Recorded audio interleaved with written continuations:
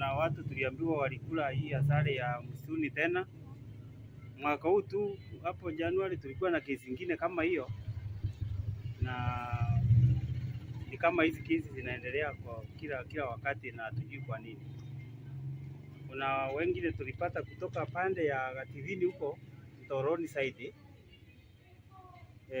na walikuja hapo hospitali jana usiku kutoka midnight, ndio tulipata kesi ya kwanza, na mpaka saa hii tuko na watu 18 wamelazwa hospitali na mmoja ametibiwa ameenda nyumbani. Kwa hivyo watoto ni 19.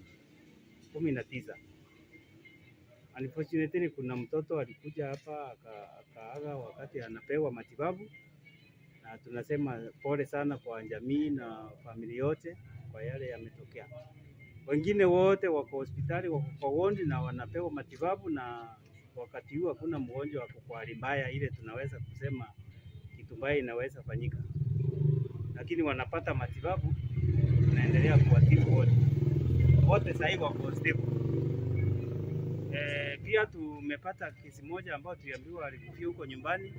Huyo hakukuja hospitali, ako mochari saa hii. Kwa hivyo ni wawili mtoto wale wameaga, na tungependa community yetu mjue ya kwamba hii mambo ya kwenda kuokota asali ya msituni au kamdundu kanaitwa nchura na mpiri, watu wanaokota. Ukiona asali hiyo, hata vile umeona vile rangi yake iko nyeusi kama ile bai ile inaua, na hiyo hatujui sasa sumu imetoka pande gani, lakini kuna samples imetolewa, itaenda sipimwe ndio tujue ni nini hasa iko na shida.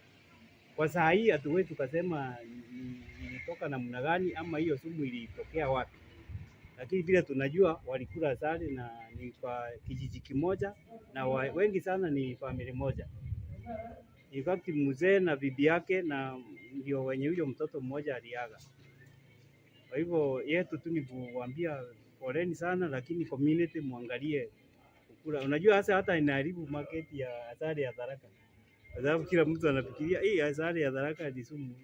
Hii ya msituni hii tuweke kando na watu waambiwe, na hata watu wa media pia mhubiri hiyo injili, watu waweze kukula asali ya msituni, kwa sababu inaweza leta madhara mingi sana.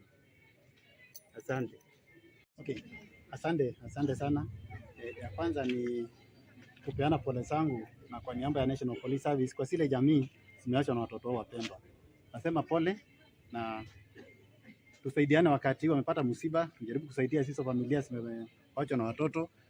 Mnajua wakati ni mgumu, kwa hivyo naomba tusaidiane. Ya pili, naomba wananchi wote wa Tharaka na wananchi wote kwa ujumla, hii mambo ya kukula matunda ya msituni, asali ya msituni ambaye hatujui chanzo chake, tujaribu kugoma kabisa.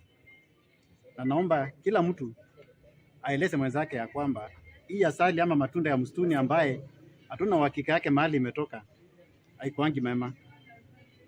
Tumeona ile kitu imetupata sisi familia ya Tharaka na atuombi iendelee tena. Kwa hivyo naomba hii kitu igome kuanzia leo na tuwe na uvumilivu. Kwa mambo ya watoto, wazazi tuchunge watoto. Hii inaonekana tu watoto walikuwa wanacheza na wakati walisikia miti inakatwa wakaona iko asali wakaanza kuchofya ile asali. Kwa hivyo wazazi tujaribu kuangalia watoto wetu na ile vitu wanafanya. Na ile vitu watoto wetu wanakula, tujaribu kuangalia. Wazazi tuwe makini sana kwa watoto wetu. Ya mwisho nataka kushukuru watu ya pande hii sana wa Tharaka kwa amani ile imekuwa ikiendelea tangu tuwe na uchaguzi mkuu, wakati wa uchaguzi na wakati hii imefikia saa hii. Watu wote hapa wamekuwa watu wa kudumisha amani na naomba tuendelee na hiyo amani. Kwa hivyo nawashukuru sana wananchi. Tuendelee na amani na tuendelee kufanya makazi zetu, na kwa zile familia zimeachwa na watoto nasema tena pole sana kwangu binafsi na kwa niaba ya National Police Service. Asanteni.